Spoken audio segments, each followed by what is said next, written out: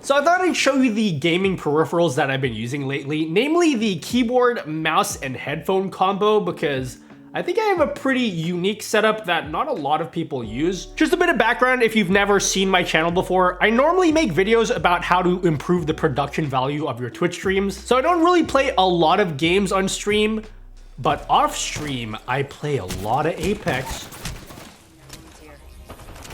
That wasn't my fault. But I figured you guys are gamers, so maybe you'll be interested in this video. And if you're not, then I'll never make one of these videos ever again.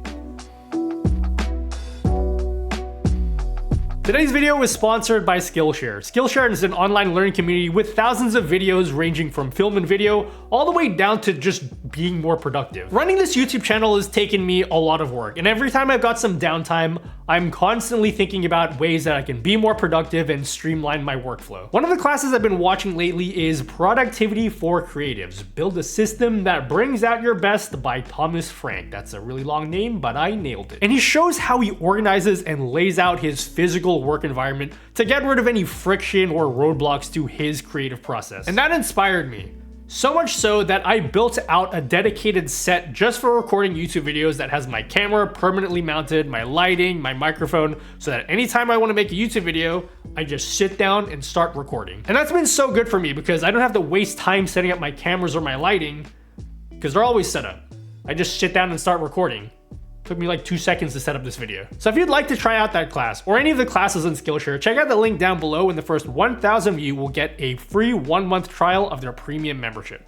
Just so you know, yes, I do plan on doing a full setup tour eventually, but that video is gonna take forever, especially because I just built this new set. So if you wanna see how I've set up like a 10 camera setup with all the lighting and the multiple PC stuff, that's coming. But for now, let's talk about this gaming mouse. This is called the HSK Pro Ace. It's probably one of the most unique gaming mice you've ever seen. It's like they took a regular mouse, sawed it in half, and just drilled a bunch of holes into it. But I found that with pretty much every mouse that I've ever used, my fingers are basically the only part of my hand that ever makes contact with the mouse. So as weird as this looks, it's actually really usable, and for a game like Apex that has like a lot of hand movement, it's actually a perfect mouse for me. It's so small and lightweight that you almost don't even feel it in your hand. It's literally the weight of a single AA battery. Yes, I did buy a food scale to weigh my gaming mice. Leave me alone. Now, did this mouse make my aim any better? Absolutely not. I'm still shit at every single game I've ever played. But out of all the mice that I've ever owned, this is the one that I keep coming back to. And you might think because it's so small and lightweight that it feels fragile, but it doesn't. You can squeeze it, it doesn't creak or anything at all. It's built well. And despite the small size, you still get side buttons and a scroll wheel. There are other fingertip only mice on the market like the Zonkonig. Zaun! I don't know how to say it. The M2K, but that mouse doesn't have side buttons and it still has a wire, and it also costs like $1 million. Now the mouse isn't perfect. It still uses micro USB in 2023. The power button is like recessed into the mouse. It literally comes with like a toothpick that you need to turn the mouse on. It's very strange. And it also costs like $140, which there's a lot to spend on a gaming mouse. In fairness, the high-end gaming mouse market is pretty pricey in general. There are a lot of budget-conscious, affordable gaming mice coming out in China that I'll be picking up soon to try out. Literally none of these are real, I just 3D printed them.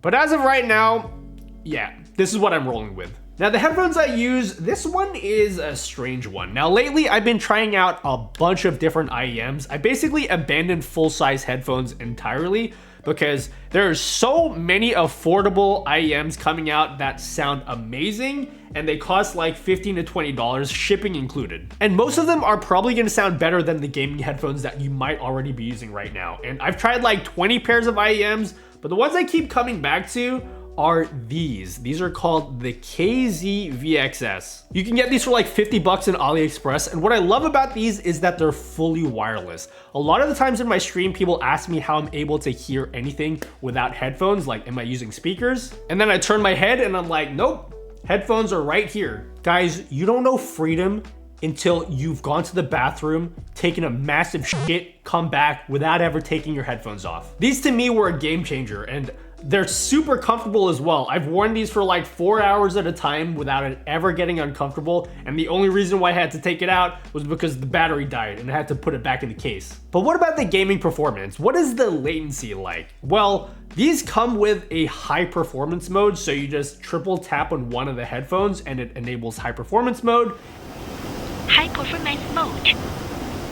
And when you enable that, it lowers the latency. And to my ears, I can't perceive any latency at all when I'm playing games like Apex. I never once felt like I lost a game because the latency was too high. Now, I'm not gonna say the latency is 0. Of course, if you're gonna play a game that's really sensitive to latency, like Osu, for example, yeah, you're probably not gonna wanna use something like these. This is just a YouTube video. I have no idea how anyone does this shit. Although, in fairness, I was able to play Stepmania on a keyboard, and it was fine for me, but again, I'm shit at games. Now, if you're a streamer and you're planning to monitor your microphone through these headphones, you're gonna notice the latency then. The latency isn't 0, and anything that isn't 0 is gonna cause like that speech jam if you're gonna monitor your microphone. But for whatever reason, when it comes to general gaming and even playing Apex, I've never once felt like I've lost the game because the latency was too high. You already said that, bitch! And I didn't even get to the sound yet. Apex is a game that has some of the best sound design amongst any shooter. When it works, which is a different conversation. But they have unique sound effects for every ultimate, every ability, and sometimes you have like 20 sounds going off at once, and even then I can still pinpoint where enemies are amongst all of the chaos. Now, these aren't gonna be the most sonically accurate headphones you've ever heard. It does have a pretty ridiculous mid-bass boost, which you might actually like, unless you're one of those cringe audiophile people that like argues on the internet about like frequency response graphs and shit. So this is the frequency response curve for the KZ-VXS. It basically describes how the headphone sounds. And if you read the graph from left to right, you can see that I don't know what the fuck any of this means. So I'm gonna leave that out of this video. For that, I have plenty of cheaper, more accurate wired options, but for the purposes of streaming and gaming, where sometimes I like to walk around and show off different things and I don't want to get tangled up, I haven't found an option that I like more than these. Finally, my keyboard. Now, I like keyboards. I've built like 20 of them before, and as you can tell, I really like the 65% form factor. 65% means you don't get a number pad, and it's missing the number row, but you still get arrow keys. But out of my entire collection, the two keyboards I like the most are the Bakeneko 65 and this, the QK65. These are both custom keyboard kits, which means it comes with the keyboard without any switches and keycaps, so you have to get those separately. Custom keyboards are another world, man. If you've never been introduced to custom keyboards, stay the fuck away, because this might be one of the dumbest hobbies ever. This keyboard has a mirror on the bottom of it for some reason. It's cool, I like it. It's dumb. People spend like $200 on a set of plastic keycaps, and then they think it's like okay for it to arrive 2 years later. And they're like, oh wow, that arrived so fast. But these do sound and feel amazing. I'm not gonna bore you with the specific parts I've put in these keyboards, but I'll leave you guys with a sound test so you can hear what they sound like.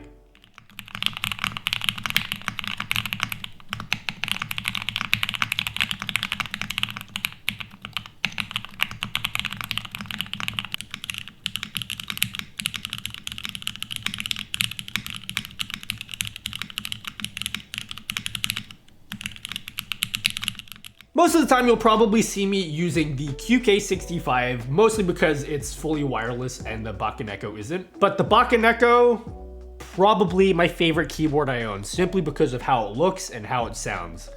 I don't know why I made this video. If you guys are still here, I super appreciate it. That was a really weird video to make, but if you guys like that, tell me in the comments down below so I know to make more of these in the future. Otherwise, I'll just never do it again. I know a lot of what I showed off today is really expensive and out of the price range for most people, but I'm not one of those cringe out of touch YouTubers. Okay, I understand that you guys have a budget. So if you guys want me to make a budget version of this video with much more affordable options, let me know and I might do that, because I do have some recommendations. but I feel like this video was not very good, so I don't know if I'll make that.